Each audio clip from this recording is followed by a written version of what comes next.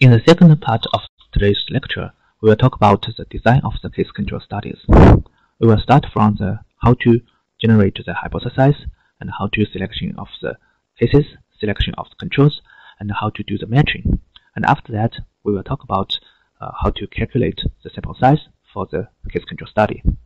And then we will introduce the determination of the exposures, and the final step is to do the data collection and analyze for the data.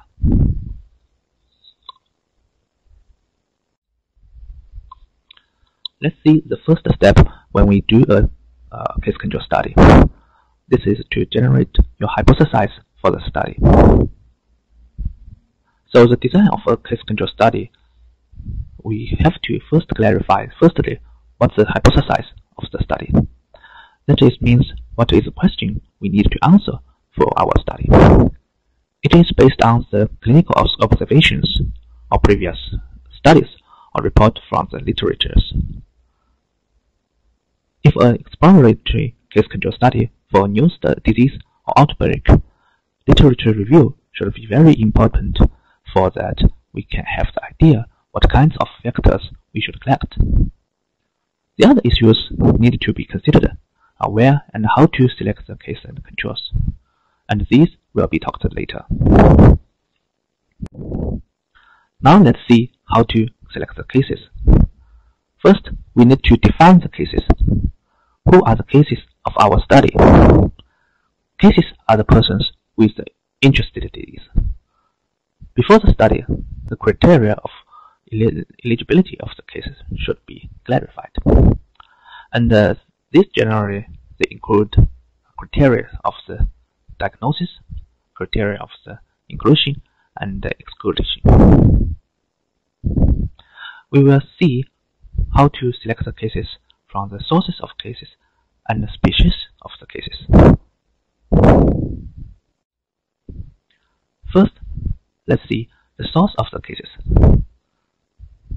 Cases for a case control study generally come from patients admitted to the clinical facilities, such as the hospitals or clinics or rehabilitation centers, or come from the general population.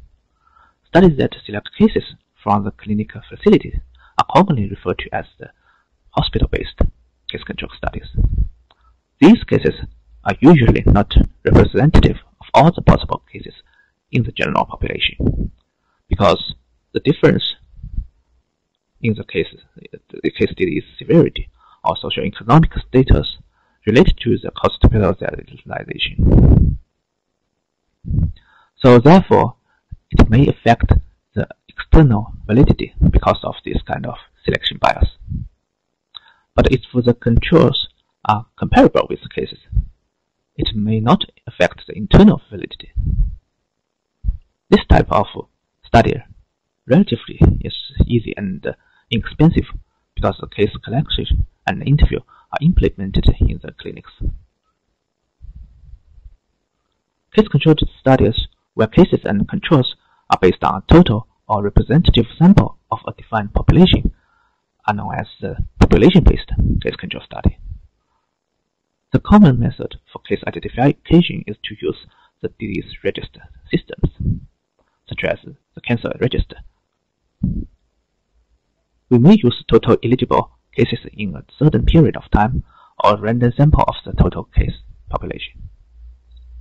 These studies are less common because the time and experience involved in identifying the eligible subjects and obtaining the required data. And there's another type of study, it's named the health maintenance or organizations. Then these cases and controls are within the member of these health maintenance organizations, and we usually do this as a nested case control studies design. Now let's see when we select cases, what are the species of the cases. In a case control study, what kind of case is better? Is incident case or prevalent case or death case? Ideally, case control studies include only incident or new cases of disease, and only past exposure are recorded. This is done to establish the appropriate temporal sequence relationship between the exposure and the disease. Comparison with prevalent cases. New cases may remember the exposure better. However, some studies, especially those of very rare diseases, will also include prevalent cases. In these studies, one may not be able to collect enough incident cases for the study in a limited time. Another possible condition is that for some diseases, it is very hard to ascertain the incident cases, such as hypertension and diabetes. Therefore, in case control study, sometimes include prevalent cases is also okay. The main problem for study with prevalent case is to address the possible problem of determining a clear time sequence for the exposure-disease relationship, rather like cross-sectional studies. For death cases, generally they are not be used for the case control study because it's very hard to supply precise exposure information. If the exposure information is available, death cases should be applicable. For example, in a case control study of risk factors of younger children acute leukemia, no matter the cases are dead or survive, the exposure information of interest would be supplied by their mother or guardians. In this condition, death cases may be applicable like the incident cases.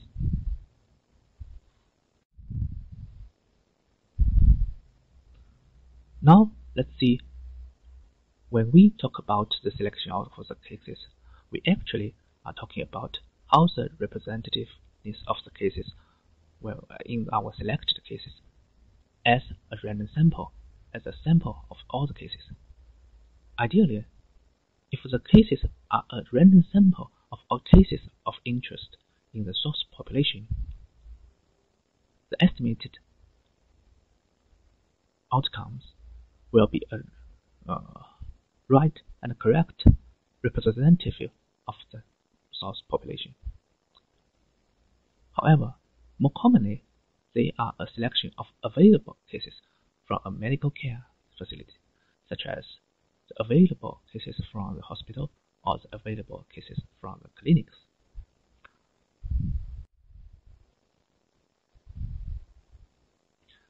The next slide, we will see how to select the controls.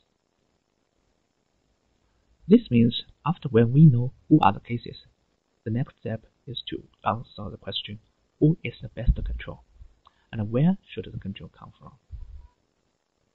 And if the cases are a random sample of all the cases in the population, then the controls should be a random sample of all non-cases in the population sampled at the same time. Such, for example, the controls should be from the same study base of this study. But if the study cases are not a random sample of the university of all cases, it is not likely that a random sample of the population of non-cases will constitute a good control population.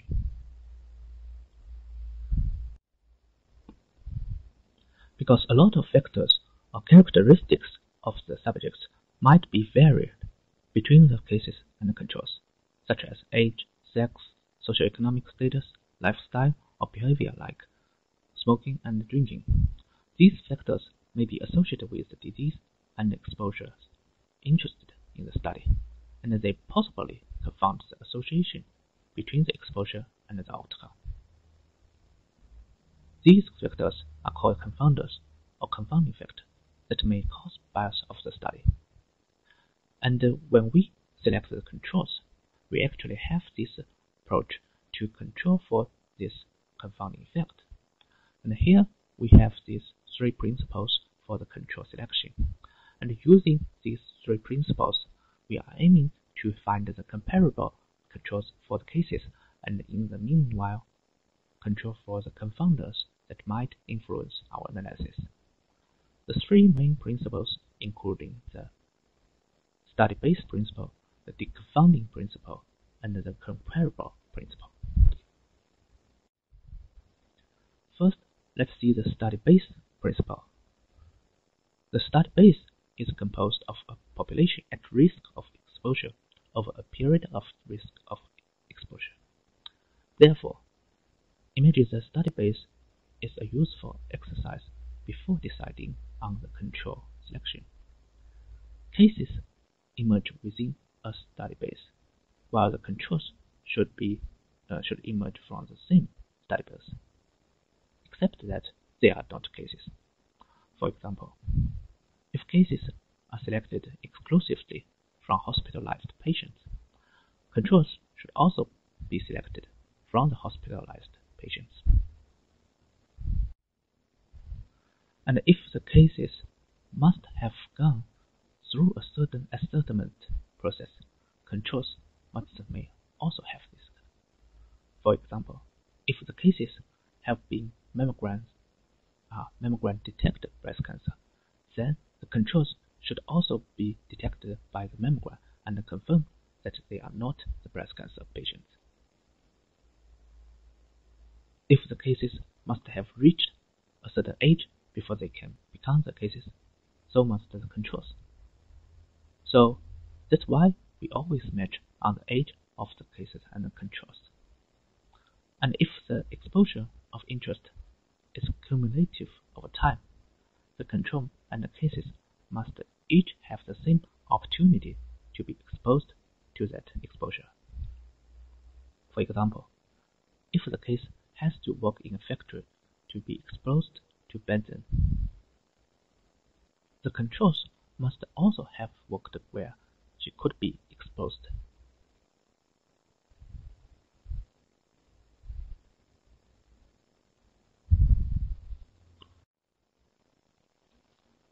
The next principle is the deconfunding principle.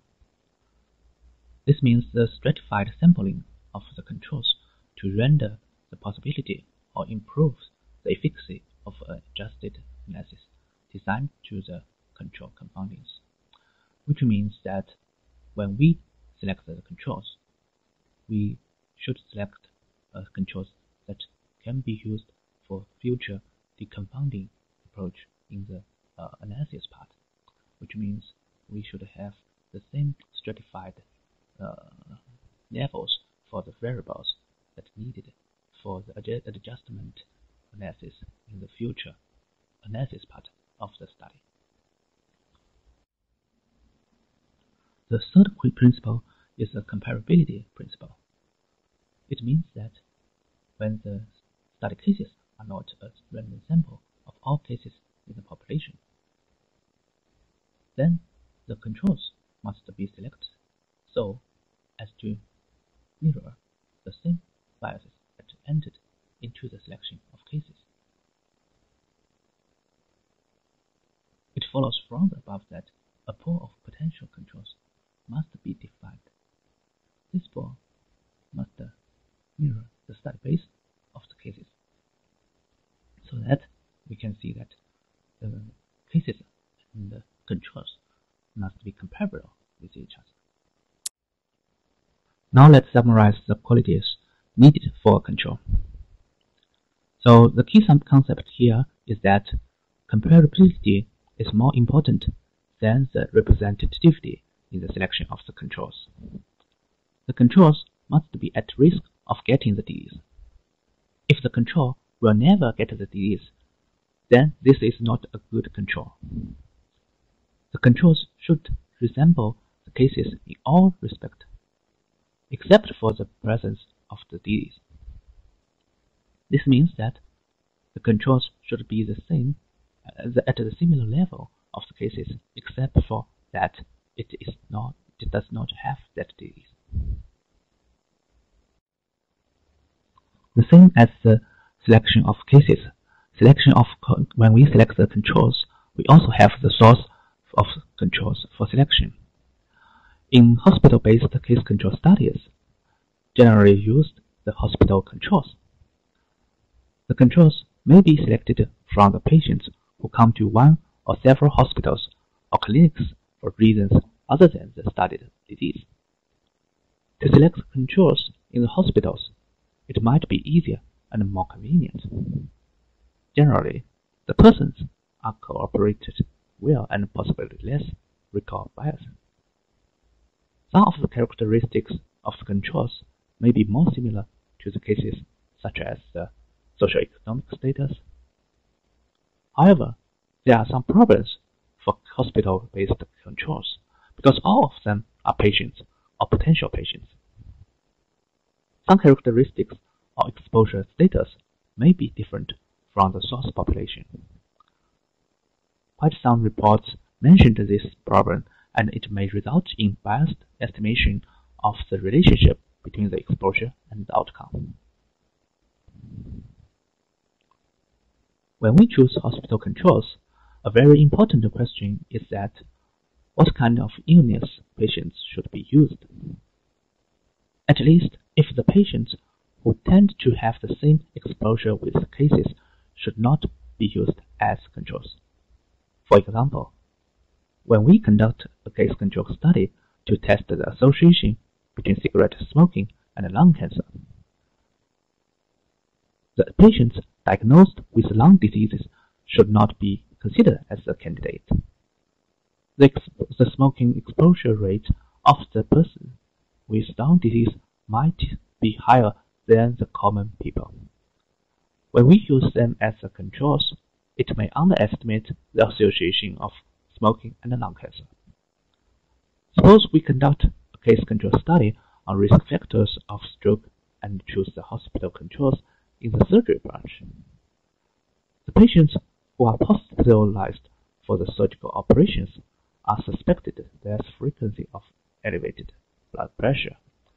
It is possible to result in the overestimate of the association between hypertension and stroke.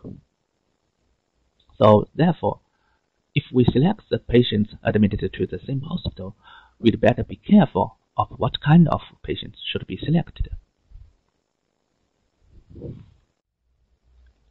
Another source of the controls is from the community. Community-based controls are usually selected randomly from the source population of the case control study. The exposure frequency should be representative of that in the population without the studied disease. The population-based case control study generally use the community or population-based controls. Relatively, it is difficult to choose controls from a big population. It may be through the population register system, and recently in some developed countries, it may be through the electoral rolls to choose the randomly case control studies. Sometimes the case control study may also select the controls from the neighbors, from the head roosters, through the insurance companies, or even family member of the cases in the source population.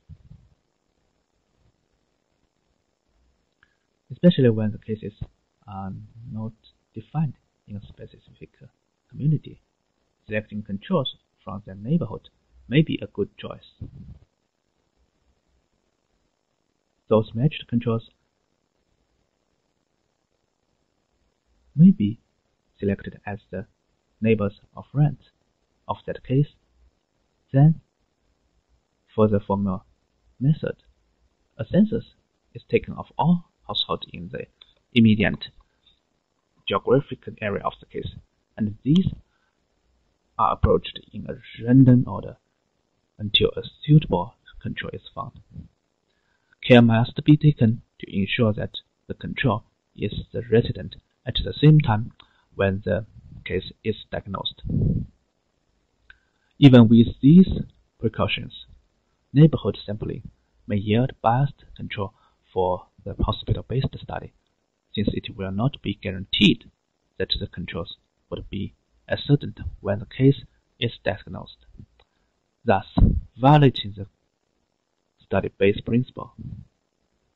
Neighborhood controls are also susceptible to overmatching due to their similarity to the cases of factors that might be associated with the exposure that are not the risk factors. The same difficulty confronts the use of the friend controls, whereby a random selection is taken from a census of friends provided by each case. There may be further selection of factors related to popularity, since the friend being selected as a control may not list the cases as a friend. The primary advantage of a friend control would be a lower level of non-responders. There are several other methods that can be used to select of the controls. For example, the random digital dialing. In view of the higher cost of census bureau techniques in the United States, methods of survey sampling through the telephone exchanges have been developed. Random digital dialing has become increasingly popular for control selection in populations that have high rates of telephone access. Some implementations start with the telephone exchange of each case for the sampling of controls that are thereby matched on somewhat ill-defined neighborhood factors. This random digit dialing method may be costly for the estimate of the controls from minority population, which required dozens of calls to locate a suitable household.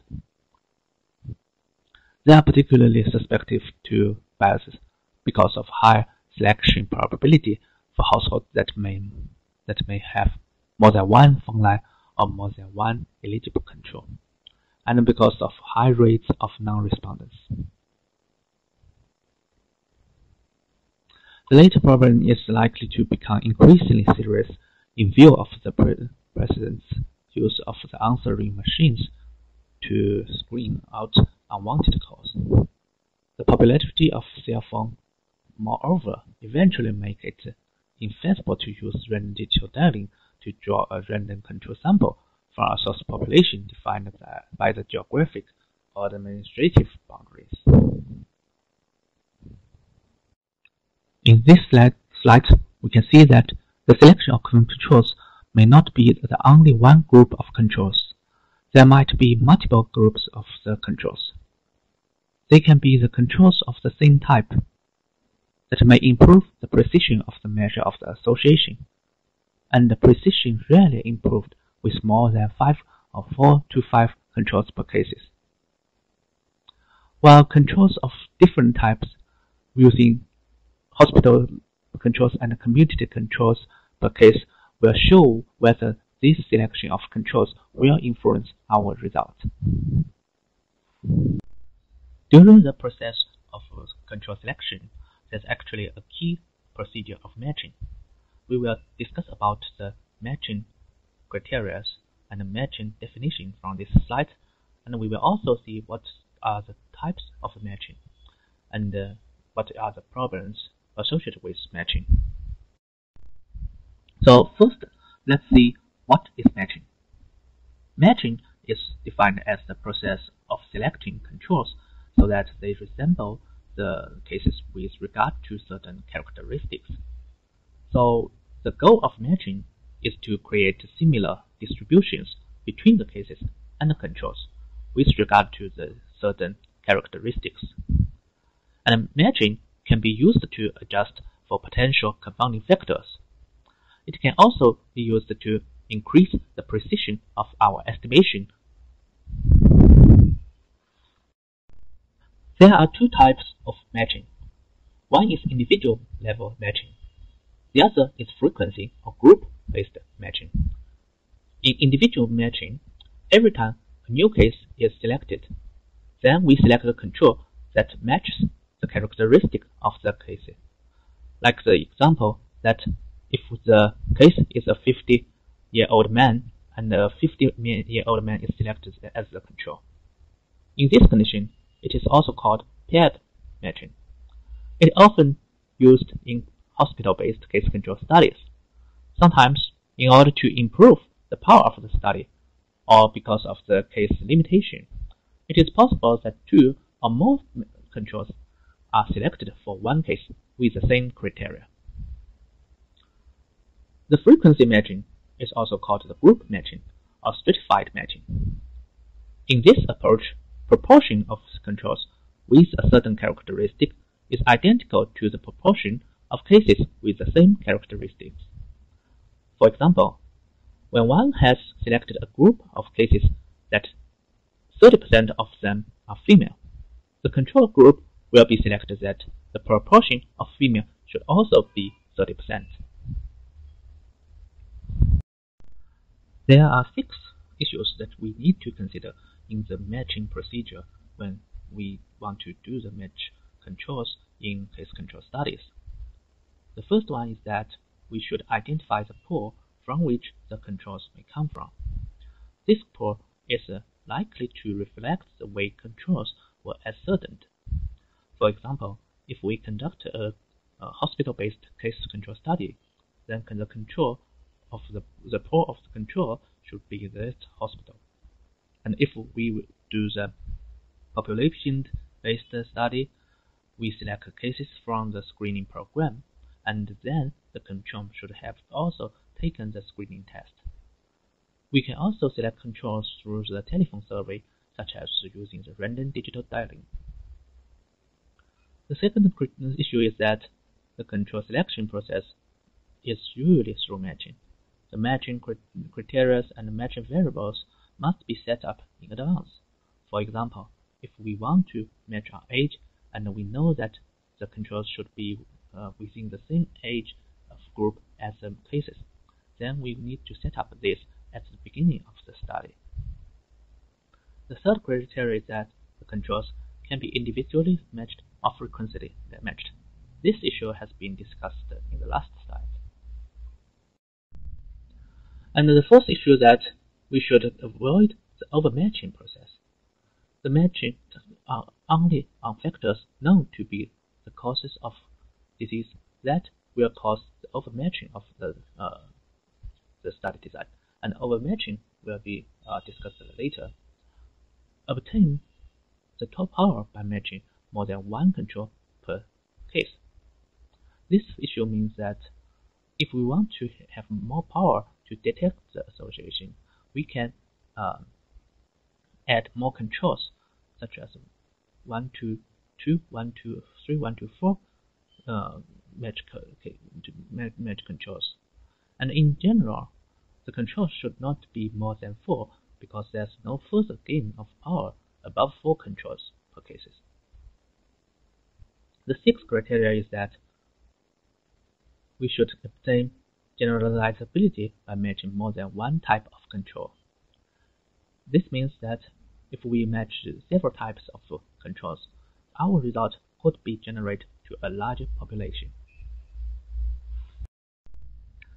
It seems that matching is a good approach to control some confoundings in the case control studies, but some problems may be occurred. In matching design, that characteristics are used as matching variables. They are any possible confounding factors. There might be a lot of possible confounding variables, such as sex, age, race, occupation, socioeconomic status, living locations, married status, and so on. If we match the controls and the cases in all of the possible characteristics, it may cause big problems. One problem is that it will become very difficult to find the suitable person to meet the criteria of the controls.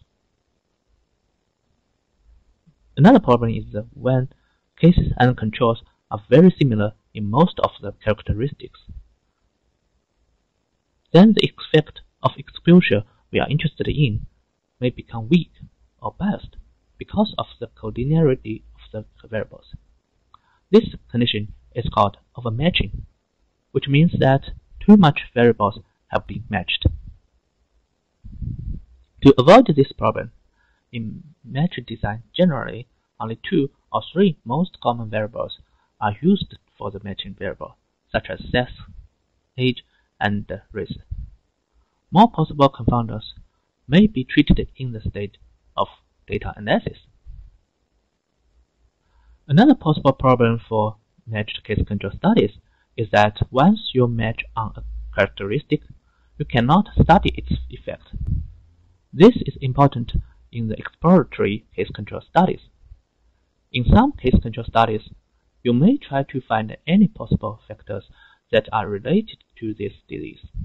For example, when you want to explore the risk factors of breast cancer, marital status might be associated with the cancer.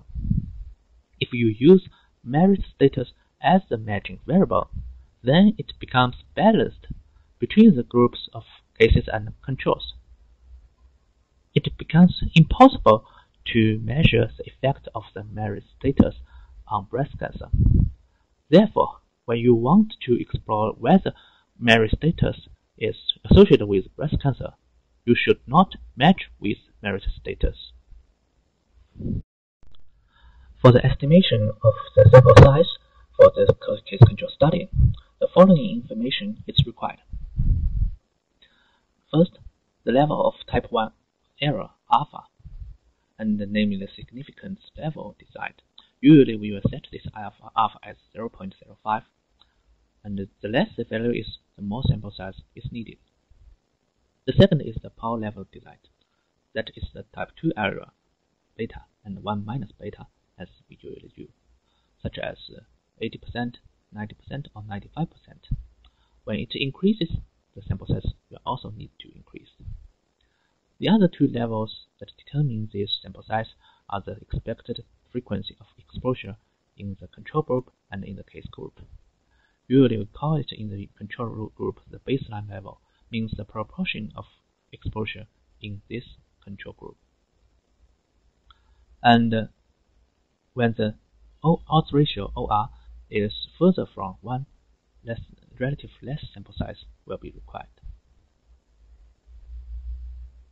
The first two items about the alpha and beta are decided by the requirement of the design accuracy, and the other two about the expected frequency of exposure from the control and case group are usually obtained from previous observations or from the pilot study.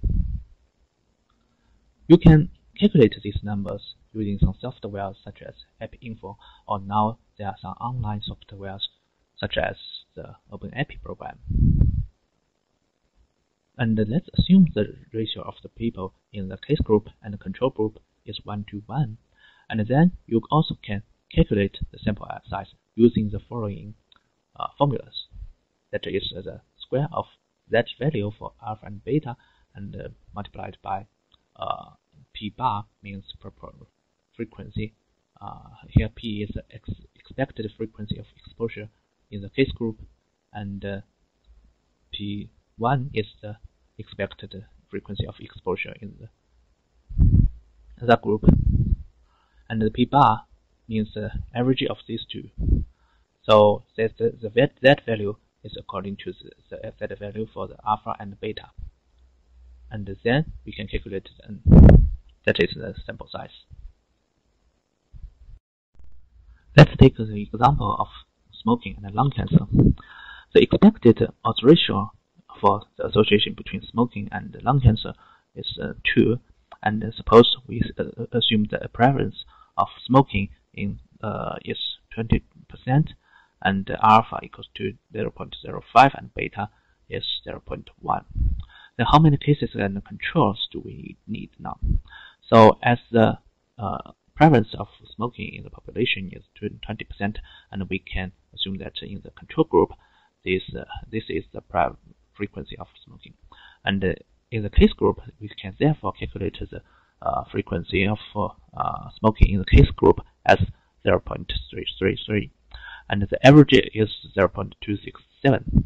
So the Q bar equals to 1 minus this value, and therefore we then calculate the number of cases as the following using the previous formula in last slides. After we calculate the sample size, we can now determine the exposure to the further step of doing a case control study. And a case control study can be exploratory study or analytic study. In exploratory case control studies, generally there's no prior test hypothesis. Any potential risk factors or exposures will be collected. It is very useful in the study of explore a possible causes or risk factor of a specific disease. For that, we don't know what is the cause of the disease, especially for serious and new disease. It is also useful in the epidemic or outbreak intervention investigation to explore the possible reasons for the disease outbreak. However, in the analytic case control studies, it is to test the specific prior designed hypothesis of the exposure and outcome, and such as just we have mentioned about answer the question of if cigarette smoking is associated with lung cancer. According to what the exposure information needed to be collected, one should think about the purpose of this study. In the exploratory case control study, all the possible risk factors or suspected causes should be included. While in analytic case control studies, we have to measure the exposure of interest. However, even in analytic case control studies, we also have to collect all the possible confounding factors so that when the effect of the exposure are measured, it may provide the evidence that cases and controls are comparable. And we should also be careful that the exposure, that means the condition being subject to a source of risk, which means that this is a retrospective manner, that one should look back in time to assess the exposure before the person becomes a case. The several notes should be taken into consideration when we determine the exposure.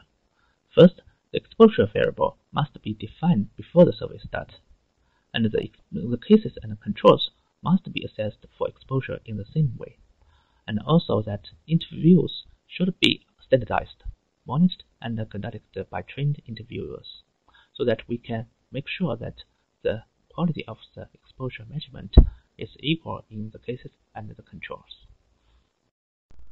Other factors should be taken into note is that the exposure must be measured in a blinded manner, so that the exposure measurement will not be influenced by the interviewer, and the data collector must be unaware of whether the subject is a case or control, so that this measurement will be not influenced by them.